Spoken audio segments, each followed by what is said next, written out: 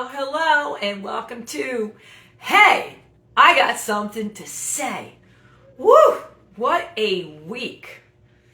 I made myself a promise after a big hiatus to start posting at least 4 days a week for my daily joys. And I gotta get into the hang of it again. Like so many sites, which site do I go on? Which one does it air? At which time? I've been having a blast though. I forgot how much I missed it. I've been doing so many things on the big end of it, preparing for and I forgot about the daily things that bring me joy. So that's what I've been working on. That's what I've been doing. And now I have a new guest who's waving to me. I can't wait to see her. Her name is Rebecca Rolland. And this is her first time going live. So I'm hoping I showed her the right way to do it. You never know with me. I see she's waved to me, but I don't see her coming on. Listen, you know how I am. I'm going to invite her in and see if that works. What do you think, guys? Maybe that'll work. Hi. Woo! I think it worked. Wow, I was wondering if it was going to happen, so I'm so excited. And I'll tell you what, Rebecca, I love first about Definitely. anything. I love it. So thank you so much for being on the show. I feel like we talked like maybe 8 months ago about this. I know, it's been so long, so it's great to see you again. Yeah. All right. Well, this is something that's very dear and near to my heart, and it's been getting a lot of stir from my people. So before you came on, I told them we were going to talk about this, and they're like, what does that even mean? So before we get into it, let me tell you a little bit about Rebecca. Rebecca Rolland is a Harvard lecturer and speech language pathologist. She is the author of The Art of Talking with Children.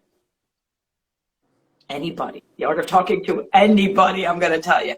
She lives in Boston with her husband and 2 kids. Now, your big statement when I said, what do you want to say to the women around the world? You said, you have the power to enhance your family's lives through focusing on effective, authentic communication. So I was telling, some of my friends, and my son overheard, who's 19, he goes, does authentic mean yelling? We were joking around. There you go, clearly. So, exactly. And he'll remind me, he'll be like, Mom, you said your word for the day was pure joy. I don't think that's coming from pure joy. So there's some of that. I feel like that's authentic too, in its own way. Yeah. So let's just dive into it, because I like the word effective. So there's effective. What does effective, authentic communication mean to you, Rebecca? Yeah, I mean, that's a great question. And I really do think why I wrote this book and why I'm so passionate about this is I think really communication needs to fit our own styles and our own needs. So it needs to express who we are and actually listen and hear other people. So it's kind of this sense of we're being heard, who we authentically are, and then we're actually taking the time and making the space for other people to be heard. So for me, that's it goes both ways. We're listening, we're speaking in ways that are really trying to get at who we actually are, not some kind of other version of ourselves or something like that. And yeah, yeah, go ahead. Yeah. So staying with that, let's go with children. Isn't it different depending on their age, on your style of communication? Definitely, yes. And that's part of what I talk about a lot in the book is that as kids evolve, we can do more with them. Obviously, their language changes, who they are changes. And I think that that's what's so powerful about communication is that we can actually use it to match a child's level. We can actually check in with them. Are they making sense of what we're saying? Is it totally, not make, it's over their head or it's too simple or something like that. Mm-hmm. So let's back up a little bit and talk about you and your journey. What got you into this to begin with? Were you always a great communicator growing up? That's a great question. Actually, I would not say so. I was pretty shy growing up. And actually, when I started becoming a speech pathologist, I realized, oh, actually, I have a lot to learn in terms of my own communication skills. I thought I was a little bit more shut down. I didn't really like public speaking, that kind of thing. And I actually had some really great supervisors who would sit, and actually it was pretty intimidating, but they would actually sit with you while you were working with a patient or a client. And afterwards, Oh, they would write down all of the things they thought you said that were working well, and all of the things they thought you said that were not working so well. And they would review it with you. whoa. Yeah, which was sort of like this hour-long, intense, here you go, like let's break it all down. And I thought it was incredibly stressful at the time, but it was just a really great training, to the point that after that, in a semester of that or so, I just really felt liberated from my own nervousness or shyness about public speaking. And something I've really come to love is to really, the act of communication and just really getting out a message is something I now really enjoy, whereas before it was, something that I was a lot more inhibited about. So that was a journey for me, and something I really hope to inspire in other people. Yeah. And now you live in Boston and you're a lecturer at Harvard. What's that like? Because that to me just seems so cool. Yes, it's fun. It's really a lot of fun. I meet people from all over the world. Every year it's different. And, there's people from Egypt, people from China, and every year I'm just fascinated by all of the backgrounds of people that I meet and how much they have to teach each other and how much they have to teach me. So I feel like I'm learning every time I go in to teach. And it's a humbling experience for sure. There are lots of incredibly intelligent, accomplished people there.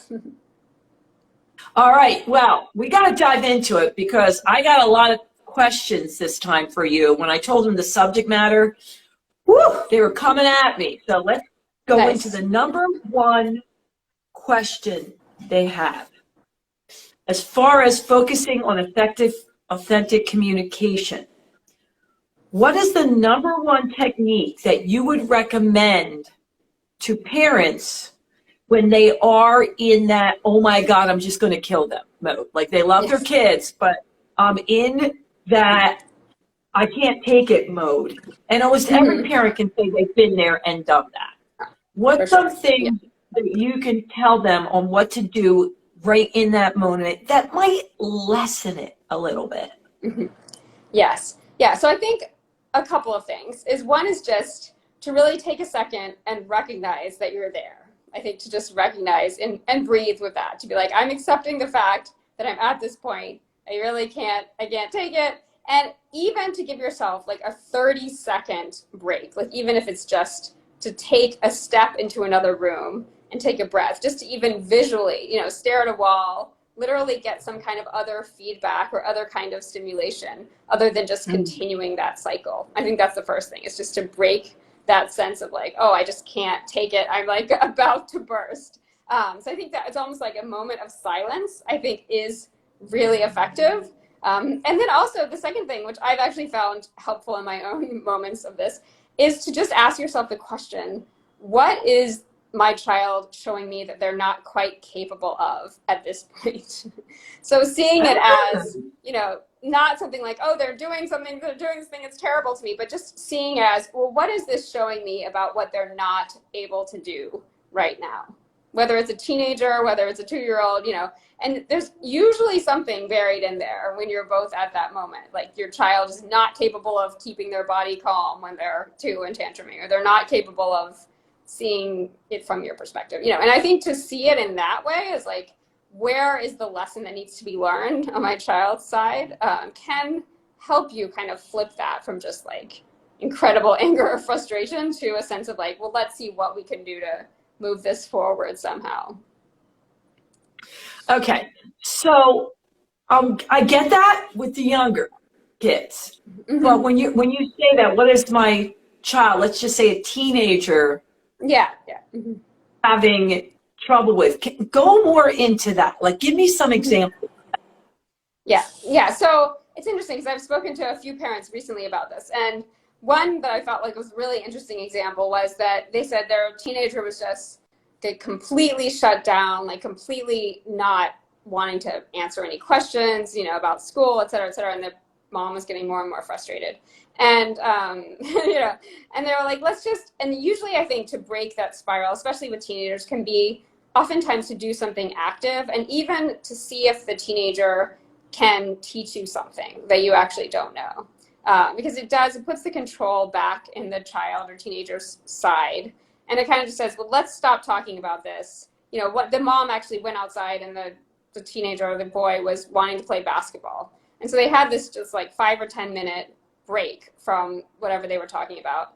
The kid was like, oh, I want to show you this new thing I'm doing with, some sort of, basketball thing. And really just changed his mental energy and spirit to have that sense. A lot of times I think teenagers can get in this mode of like, oh, nobody's listening to me, nobody understands me, and just really start to argue back based on that. But I think if you can move it to like, oh, here I have some competence, on the teen side, like I'm going to show you something, that can really shift the attitude too. So it doesn't feel as like, oh, you're making me blah, blah, blah. You're stopping me from whatever. Yeah. So I think that's one idea. For me, I really, really, really enjoy every little thing you have to tell me, not about just my kid, but anyone's life. Like I find little details exciting what other people find boring. So especially for my son who just graduated high school, he'll say to me, Mom, why do you care you ask such silly questions? But for me, it was a way of keeping the communication open of things he was willing to tell me. Mm-hmm. But what helped me that I know is instead of like when he got home from school, we would take a ride in the car. And it was a 15-minute ride to go get coffee and just listen to music. And when we did that, he was more willing in his natural way to talk to me and tell me more things versus me grilling. Yeah. And I think that I see that so much. Like with my own daughter, oftentimes I come back and, if I literally come back and I say like, how was your day? What did you do? What is this? What is that? Nothing. I don't know. It's fine. But I'm just like, oh, let's take a walk around the block. And sometimes we'll like go like get a Starbucks, do whatever. And she's like, and I can't today, blah, blah, blah. It just really, you can find that way. Like, where is the child comfortable? Where do they feel like opening up? And when you start from that, it feels like it's a totally different dynamic. And oftentimes it is something where you don't have to stare at each other. You're either moving, physically, or you're moving in a car, some kind of physical motion. And so I think that's such a great idea. And I found that so effective in my own life too. Yeah. And I get it. I was trying to think of, well, even from my perspective, when I would come home from driving from the city of talking to people all day long and my brain being on, when you walk in the door, even if they're fun, you need a break. You don't want to be, think about that. All right. Let's get into the next one of your other points that I freaking love. And it's saying about having more meaningful conversation builds on your connections while developing kindness, confidence, and creativity. So let's talk a little bit more about that, because I know we all want more kindness, confidence, and creativity in our life. Like, who doesn't, right? Yeah. For sure. Yeah, and I think that's what I found. I went on kind of this long journey to write this book as a mom and also as somebody who researches language and things. And I found that what I came up with as what I call the double promise of conversation. So really the idea, conversation in the moment, these kind of conversations should hopefully be enhancing your life. So you should feel like in the moment, you're actually having more fun. You're enjoying yourself. It's not like, oh, I'm more stressed. It should actually feel better. And then over the long term, these things, there's so much research out there showing that these things actually accumulate. So you're not going to have like a light bulb moment every single day or something like that. But as you're having these kind of conversations over time, you can feel like, oh, yes, you are building, children's understanding. You're building your bond. You're building their ability to empathize with other people. And I've seen that so powerfully, especially in my own kids, just watching them over time. As you come back to conversations, you come back to things that, maybe they understood just a tiny bit 6 months ago, and now they're able to understand a bit more. They're able to extend on, what they said before. So, I think it's it's a really cool thing to see, and I've seen it in a lot of other families also. Yeah. You know, I was talking about that with my girlfriend. She was saying that when she was growing up, her mom would always say, you have to be understanding to others. You have to be kind to others. You have to accept them where they are. But she never, she loves her mom. She didn't see her mom doing it that much. That's so funny. Yeah, and I do think that's what's so interesting about these things. It's like, if you do just say this in the abstract, you know, you're trying to lecture, you try to give these lessons, you know, it does go in the one ear and out the other often. The kids are saying like, oh, well, yeah, that's nice. I've heard it. But then what they're listening for, it's how you're modeling that. And I think that's really so critical. It's like, what are you actually doing when you interact with the grocery store person? Or how do you actually behave when you have a car that's, you know, going too slow in front of you, that kind of thing. Yes. So yeah. Is there road rage, that kind of thing? Yeah. Oh my God, that's so funny, because I think about that, you know, you're like, the road rage, Yeah. and then you get in the car, okay, now be nice to your teammates. Exactly. And they're like, oh, well, I see how you know, exactly this conversation just went. And yeah, it's like this. It's not perfect. And that's why I talk so much about the ability to apologize and model, you know, when things didn't go so well. I think to show like, perfect. So for sure. It's an ongoing process. It's an ongoing process. Okay. So we were talking about this before when we first met, that although you're focusing in on children, it can be applied to like any age. Yeah. And so I started looking into that more, and it's true. Whether you're talking to your friend, your husband, your in-laws, some of the basic principles, all of the basic principles are still there.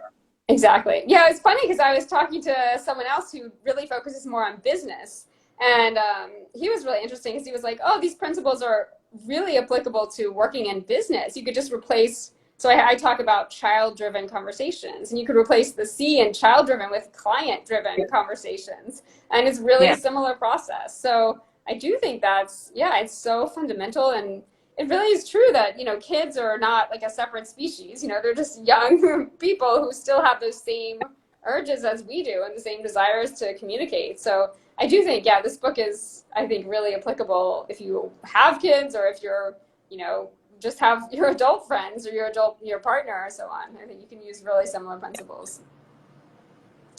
You know, Rebecca, I feel like every single day, as far as my self-growth, I think every single day I work on how to be a better communicator, no matter what. And with that, and I like what you said at the beginning, and I think this is a skill that we really need to work on. And my kid reminds me all the time, being a better listener. Yeah, I think, and that's what's, I think is so funny, is that oftentimes I'll talk to parents and they say, you know, well, is this book or is this your work about like what to say? You know, what should you say to kids? And I think it's literally as much or more about how to listen, because I do think that is just so powerful and so much something that we're missing in our society, and especially now, I think with so many distractions and so much that's, you know, asking for our attention. I think just the ability, or even the act of sitting and listening without a device in front of you, without any other kind of distraction, is so rare. And I think that what I found is that, you know, there's no way we can put everything aside and be 24/7 with kids, but even if you can just literally spend 5 minutes and make sure that there's no distractions, nothing there, and sit and actually talk and be with someone and fully attend, it can be really powerful. And I think can be, surprisingly, a lot of people don't get that experience very much these days. So yeah, I totally agree. I was out to dinner and I saw the kid must have been 10 or 11 years old. And he's with his family. They look like they were having a good time. Mm-hmm. But the boy, unfortunately, I have really good hearing. And so I heard the boy say to his dad, "Do you think I could get your eyeballs this time?" Because he was literally Wow. Yeah. And I thought, way to call your dad That's out. amazing. Yeah, yeah, I know. I mean, actually, it's so funny because, yeah, I've seen the same thing. Like, I've was visiting with some friends, and they were on their devices and things, and the kids were wanting to give some kind of performance, like a gymnastics performance, you know, Yeah. showing with their cartwheeling and things. And everybody was like, "Oh yeah, yeah, go ahead, show us, show us." And you know, they're on their phones or something. And the girl, one of the girls who was about 12, she was like, "Technology off, devices off." And so it's so funny because I think kids are aware of like the fact that, yeah, you're not really attending when you're, you know, you're kind of scrolling, you're kind of there and you're kind of not there. And I think that, you know, that's fine once in a while, but a lot of stuff shows that if it's a habit, like if kids know that you're not going to be there, that's when it really becomes a problem. So yeah, I would never say like, oh, it's horrible, never do that. But I think the issue is when it's sort of a habitual thing. Yeah, all the time. And during a gymnastic performance, I'm saying peepers up, eyes up, man. Yeah, exactly. That We does want you to actually see this, what I'm doing. Yeah. Yeah. All right, so we got to get into it because we're running out of time here. A couple people wrote in. What do you do when your teenager, I got a lot of teenage questions, is talking to you and, you know, they're saying stuff that you don't agree with, right? That they're telling you something. And this one dude says, we do get questions from guys too, so I have to put this in there. He goes, I know I'm supposed to say, all right, I'm not, they always tell me not to, this is long, but, you know, not to try to come up with an answer, just actively listen. But what if I really don't agree with what my kid is saying to me? How do I respond? Yeah, I mean, I think that it's a really valid thing. Like, I don't think, I'm not of the school of saying like, oh, well, don't say anything about it or don't, you know, I think it's important that like, if you definitely don't agree with something, I think that to be able to communicate that is important for your child to see too. I think it's all in how you do that. And also in modeling for your teenager, what can they do if they're in the similar position in the future? You know, if they're with somebody and they totally don't agree with them. And I think there's a couple things. So one is just thinking about how you come across with that point. You know, just say like, why? Like first, like calmly, you know, I don't agree and this is why. But at the same time, seeing if, you know, is there some way in which you agree with a larger point? You know, so a lot of times I've helped parents with kind of like question starters, like, well, I see your point about this, but I don't understand why you're saying this. You know, so could you tell me more about that? So actually trying to understand, and that gives your teenager especially the sense that like, it's not that I'm going to shut you down. I actually want to understand because to me, that doesn't make a lot of sense. Or to me, that's not really logical, but maybe there's something there that I'm not seeing. So can you tell me more about that? And another one is really just, you know, I think we both want X, you know, like we both want people to not get in car accidents, but you know, it looks like I don't agree with how you're getting to that. You know, I would think it's more like this way. So in that sense, like you're kind of showing like there's some unity here, but I'm of the opinion that, you know, we don't get to it that way. So I think in both cases, the idea is just show your teenager, especially, that you're willing to listen to them. You want to understand their perspective, but then there's part of you that doesn't agree with whatever thing they're saying. So I definitely think it's important to get both across, but in a way, if you can make it not like an aggressive sense of like, I'm coming at you, but the sense of like, let's figure out together why we think these things. I like that. I do that even with adults. Like, okay, I don't agree with everything in there, but I think the end result, we both want to see. Exactly. Like we both care about kids, but we don't think that, you know, this is the way to keep them safe, or we don't think that, you know, that kind of thing. So yeah, keeping the bigger I picture like that what you're saying. Yeah, I like that you're saying, like, I want to understand why you feel that way. So at least I can, you know, see where you're coming from. Okay, I don't know if you can answer this one, but this is, this woman, she is 38. She has 4 kids. And although it could be considered cute by some, she can't get her 4-year-old daughter not to stop saying the F word. Ah, yes. That I can see that being. I have a 5-year-old, so I can see that being not cute for sure. Yeah, Yeah, and I there's can see it older happening in kids. my house. Yeah. Yeah. But what do you do? She's like, I've tried everything as far as communicating how this is not cool. And all she does is keep saying it will be out like effer. It's funny because it's not my kid. Yeah, yeah, But no, I totally get it. And I do. I have a 5-year-old boy who, if he heard that that was like a really cool thing to say, or he got that idea, he would definitely start doing that, I think. So, yeah, so I'm totally with you on that. And yeah, I mean, I think people have, it depends in some ways on the child, but I think there's a couple ways, and I would do it in a playful way rather than in a punitive way, because I think the punitive way is just going to escalate it most likely. So if you're like, you know, definitely don't say that. Don't say that. Like, it is true that the more attention you put on it, the more excited you get about it, the more your child wants to do it. So there's a couple things I could do. One is I do have a 10-year-old, so I sometimes use the sibling in these ploys. But for example, to say, or have your sibling say, there's a really cool code word for that. That's actually really, really funny. And it's pineapple, and so like, instead of saying that word, like the really cool one to say is pineapple.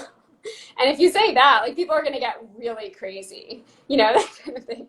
And so at that point, like, and then have, he says it or something, and then you like have this horrible reaction, like, that's the worst thing I've ever heard. Like, oh my gosh, like, don't say that in public, or that kind of thing. So I do have the sense that and he'll probably figure out that that's not the case, but then at some point he will likely forget the other. And so that's one idea, because I think in general, it doesn't have to be that, but the point is to give more attention to something else and less attention to that. So if you stop caring, it will die. And I think that one way to stop caring is to do that kind of like, make something else a bigger deal. Yeah. I'm the queen of the art of distraction. Exactly. I did that. There's other things that are really more fun to do. So Oh, Rebecca, thank you so much for coming on. Thanks I wish for you having me. communicated more, than just, once every 8 months. You gave us some really fun tips and skills that we can apply immediately, which I love, and things to think about. But before we go, how can they find you and how can they reach you and get your book? Definitely. Yeah, so you can find me on my website. It's RebeccaRolland.com. So it's 2 C's in Rebecca, and Rolland. And I'm also obviously on Instagram, just starting these Instagram lives. And you can also find me on Twitter. So it's Rolland_RG. And my book, so it's available through HarperCollins, also on obviously Amazon or many bookstores as well. Cool. We wish you so much joy, fun, and peace with your journey. And I love that you're doing this. We'll have to stay in touch. And Thank you so much. I got something to say. I'm going to say, Rebecca had something to say. As always, we really appreciate you sharing it, rating it, and liking it. And don't worry if you didn't get to see the whole thing. I will record it and put it on all the platforms. So until next time, thank you, Rebecca. Thank you. See you. Have a good day. Bye. Bye.